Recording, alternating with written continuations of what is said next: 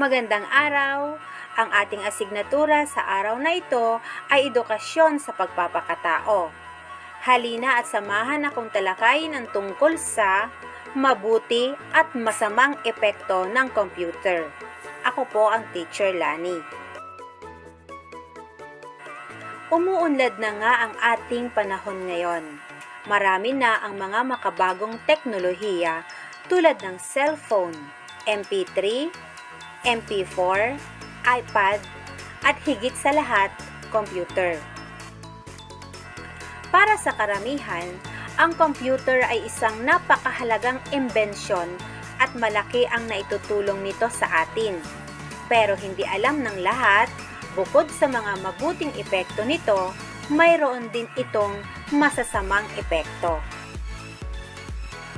Alamin natin ang mabubuting epekto ng computer.